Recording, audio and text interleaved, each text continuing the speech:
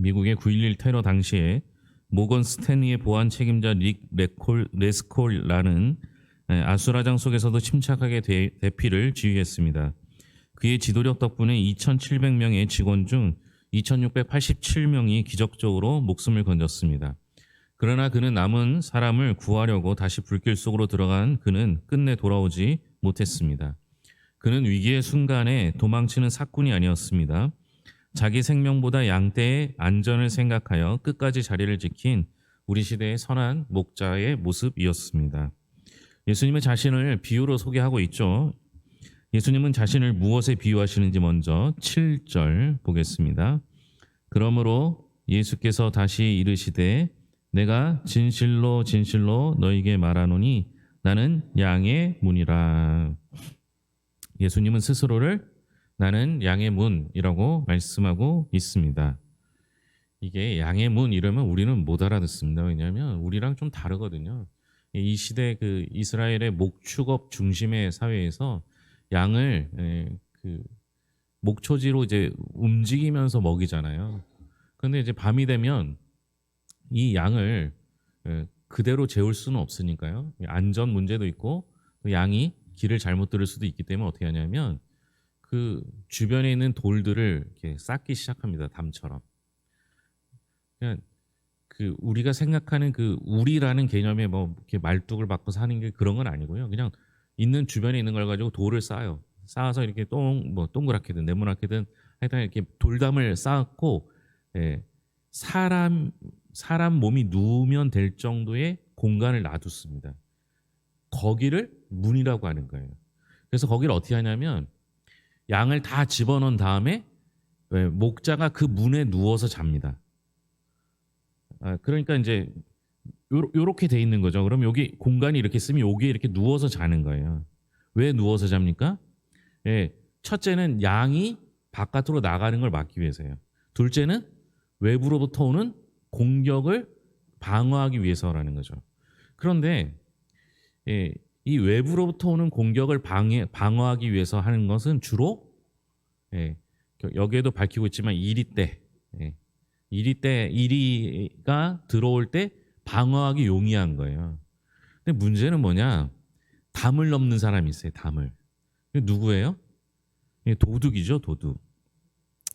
그러니까 예수님께서는 우리에게 그런 역할, 문의 역할을 하는데 그 문 안에 있으면 예수님으로부터 보호받고 문 밖으로 나가면 어떻게 돼요?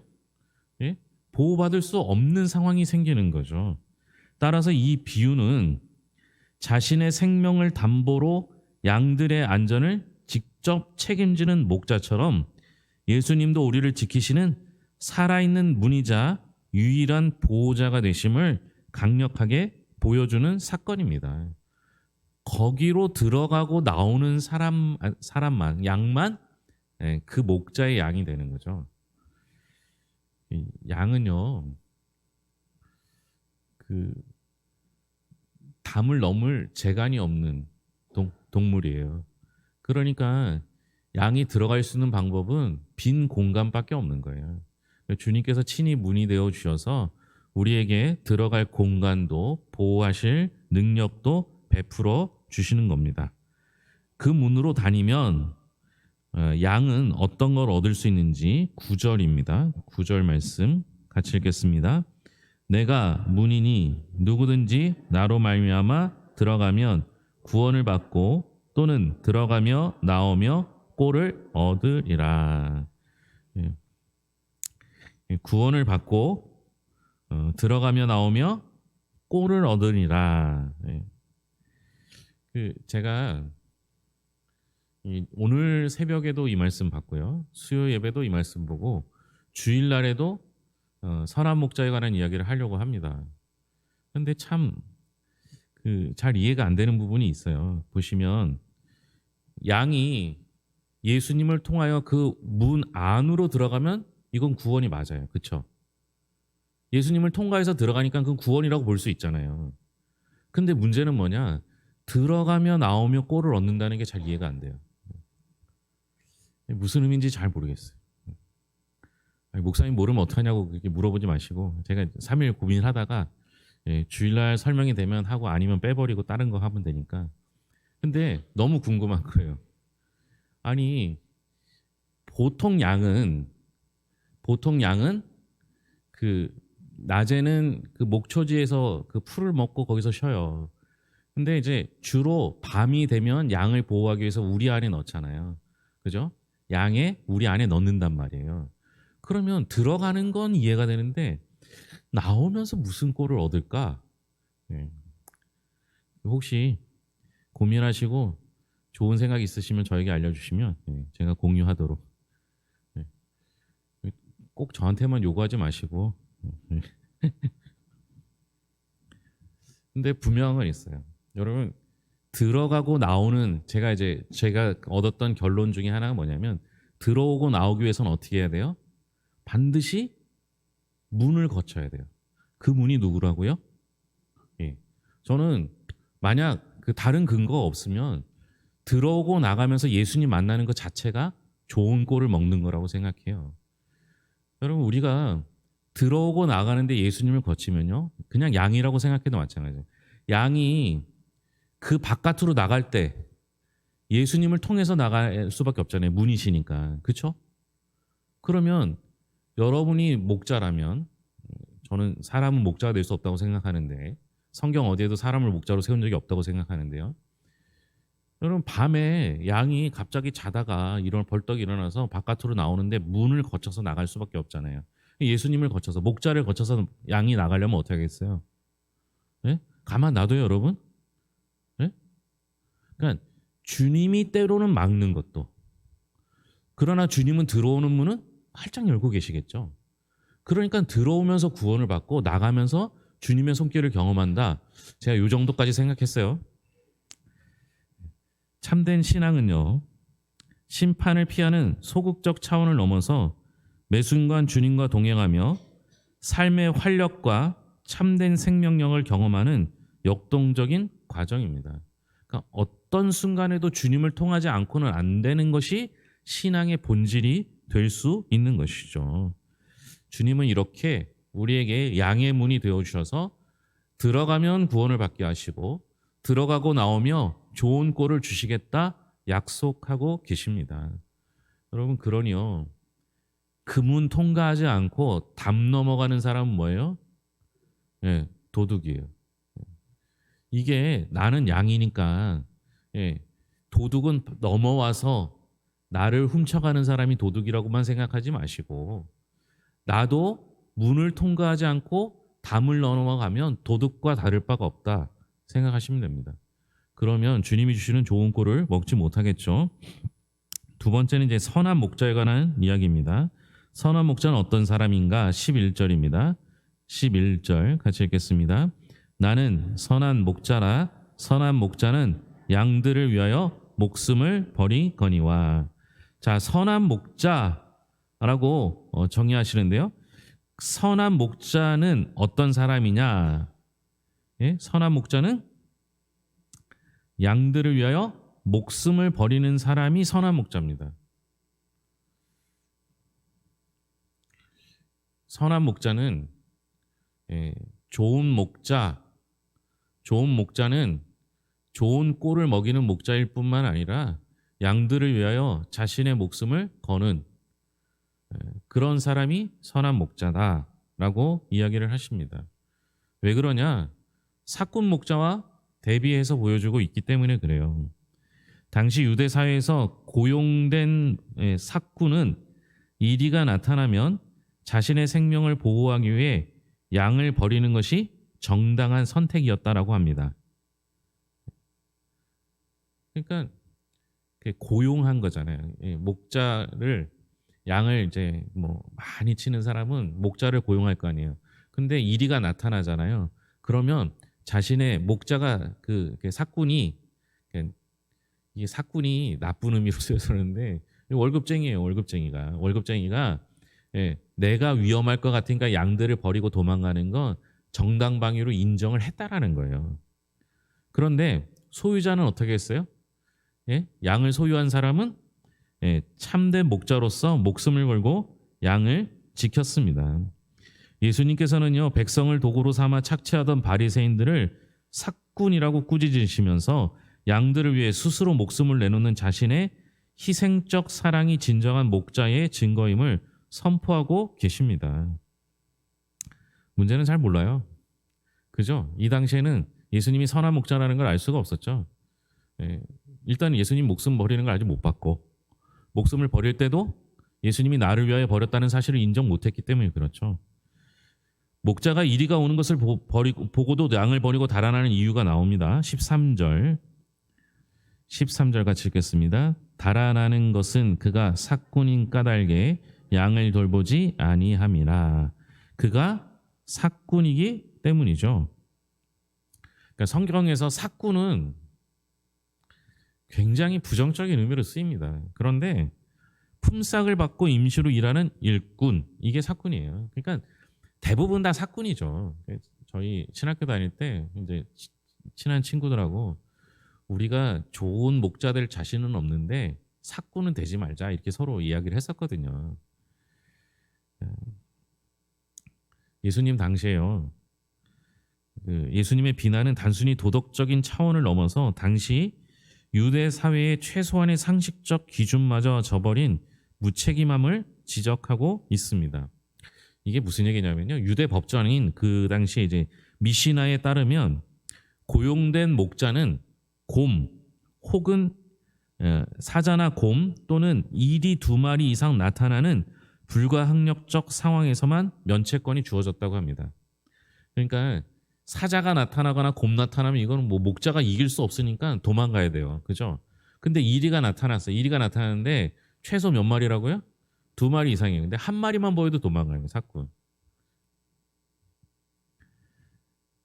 이게 그 이리가 한 마리 오면 그 제가 우리 교회 오시는 분들 등록하면 제가 시편 23편 다 얘기하잖아요. 그 선한 목자 이렇게 그림이 그 성구 같은 게 보면 선한 목자 보면은 그 목자 예수님의 그 목자의 모습을 그려놓는데 양을 어깨에 메고 돌아오는 거나 아니면 지팡이를 이렇게 하고 막대기 이렇게 쥐고 있는 2개 쥐고 있는 그림이 있어요.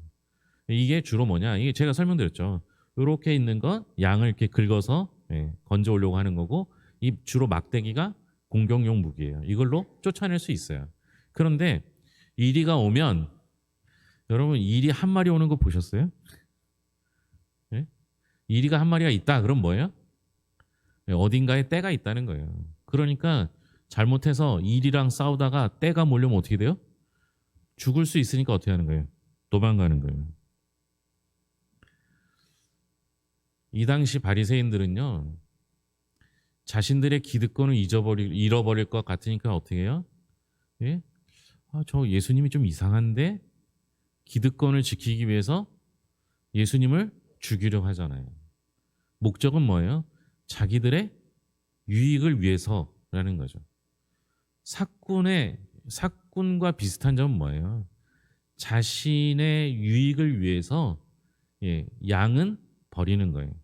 스스로 높은 사람, 지도자, 목자라고 말하면서 자신들이 돌보아야 될 백성을 돌보지 않는 바리새인들을 향하여 그렇게 말하는 겁니다. 그러니까 종교 지도자들이라고 말하면서 무책임한 거죠. 여러분 요새 뭐 전쟁도 있고 막 골치 아프잖아요. 근데 이 독재를 하는 데는요 보통 어떤 식이 되냐면 종교 지도자들이 독재하는 경우가 많아요. 또는 독재자를 종교 지도자로 추앙하는 경우가 많아요. 그런데 그런 나라는 어떻게 살아요? 종교 지도자들이 독재를 하거나 독재자를 종교 지도자로 추앙하는 나라들은 백성들의 삶이 굉장히 피폐해요. 그러니 여러분 자신의 유익만 구하는 사람은 목자일 수도 없고요. 제가 아무리 성경을 읽어봐도 성경에는 사람을 목자로 세운 적이 없어요. 그나마 목자의 모형을 좀 닮은 사람은 누구예요? 다윗이에요. 다윗이 뭐라고 해요? 자기가 그 다윗과 골리앗 장면 나오죠. 골리앗 앞에 섰을 때 사울 왕 앞에서 뭐라 해요? 내가 예? 곰이나 사자가 왔을 때 그때 물맷돌하고 그 작은 막대기로 쫓아낸 얘기를 하지 않습니까? 그러니까 다윗은 자신의 양을 돌보기 위해서 자신의 목숨까지 아까워하지 않았던 사람이었기 때문에 하나님께서 그를 사용하실 수 있었던 거죠. 그 반면에 지금 바리새인들은, 종교 지도자들은 자신의 유익을 위해서 백성들을 괴롭힙니다. 지난주 주일날 봤던 날 때부터 맹인이었던 사람이 어떻게 됩니까? 10장에 보면 출교당합니다. 왜 출교합니까? 예수님의 놀라운 기적이 알려지지 않길 바라는 마음에서 그와 그의 부모를 출교하죠. 이게 무서운 겁니다. 여러분, 우리도요, 제가 뭐 워낙 교인이 없는 상태에서 목회를 시작했기 때문에 그 당시에는 우리 교회를 찾아오는 사람이 없어요. 선거철만 되면 원래 그 교회는 모이는 시간이 뻔하잖아요. 그러니까 많이들 오지 않습니까? 근데 우리 교회는 누가 오는 사람이 없었어요. 근데 최근 들어서 어떻게 하냐? 자주 와요. 제가 다짐하는 건 뭐냐? 우리 교인이 늘었다고 해서 내가 기득권이나 그들에게 그 선거철에 되면 저를 찾아오는 분들에게 무언가 요구하지 않겠다 다짐합니다. 우리 교회가 기득권이 되어서는 안 되거든요. 교회를 지키는 게 우선이 아니에요. 여러분, 우리는 교회를 지키는 사람이 아니에요. 여러분 직접 여러분이 교회가 되어야 되고요.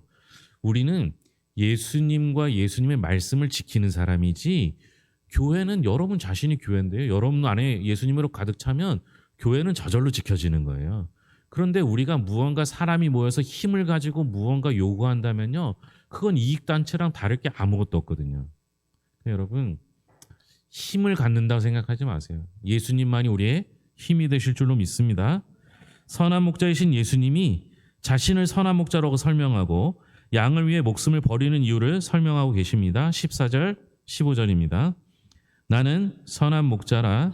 나는 내 양을 알고 양도 나를 아는 것이 아버지께서 나를 아시고 내가 아버지를 아는 것 같으니 나는 양을 위하여 목숨을 버리노라.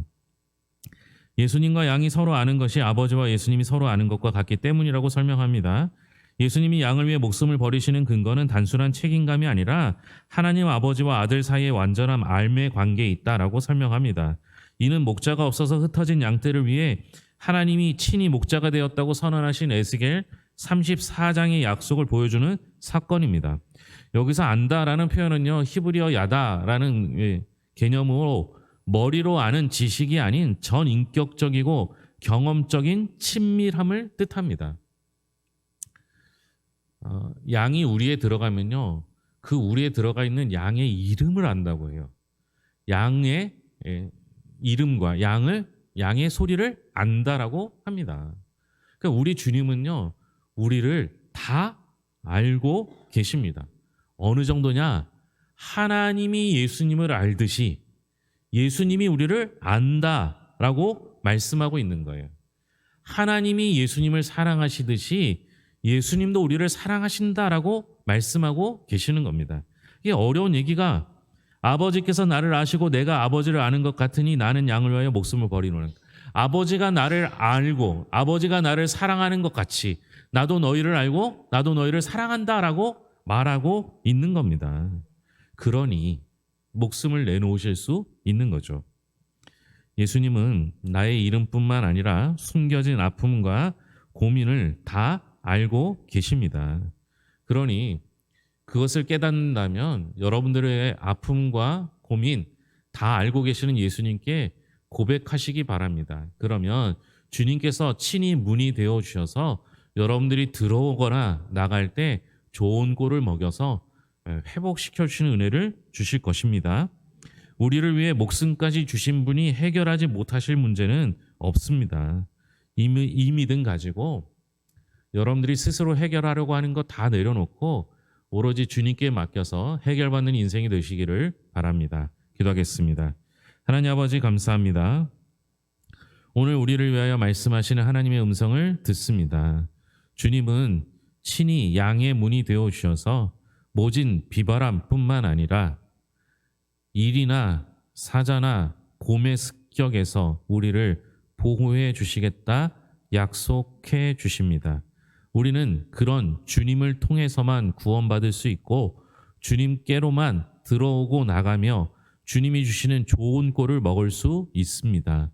주여 하나님 아버지, 우리가 도적이 되지 않게 하시고 사꾼이 되지 않게 하여 주시옵소서. 필요할 때는 지도자라 말하면서 두렵고 떨리는 일이 있으면 양을 버리고 도망가는 사꾼이 되지 않게 하여 주시옵소서. 하나님께서 우리에게 예수 그리스도를 보내주셔서 구원의 문을 활짝 열어 주셨습니다. 그 주님께서 우리를 위하여 친히 자신의 목숨을 내어 주시기까지 우리를 사랑해 주셨습니다. 그리고 그 사랑의 끝에서 부활의 은총을 허락해 주셔서 영원히 죽지 않는 영생을 허락해 주셨습니다. 이제 주님 의지하면서 문제고 어려움이고 상처 모든 것들을 내어놓고 주님께서 해결해 주시는 대로 해결받는 인생으로 살게 하여 주시옵소서. 우리에게 필요한 것들을 공급해 주시는 하나님의 능력을 믿습니다. 하나님 의지하며 나아갈 때 하나님의 채우심을 경험하며 주 안에서 참된 안식을 누리게 하여 주시옵소서. 여러 가지 기도 제목들이 있습니다. 하나님 들으시고 응답하여 주시옵소서. 다시 시작할 힘을 허락하여 주시옵고 새 학기를 맞이하는 우리 학생들에게 잘 적응케 하여 주시며 또한 우리에게도 봄을 준비하는 희망을 얻게 하여 주시옵소서. 사순절 기간입니다. 부활주일이 다가오고 있으니 그때까지 잘 인내하고 기대하여 주님이 주시는 영원한 생명 맛보게 하여 주시옵소서. 모든 것을 예수님의 이름으로 기도합니다. 아멘.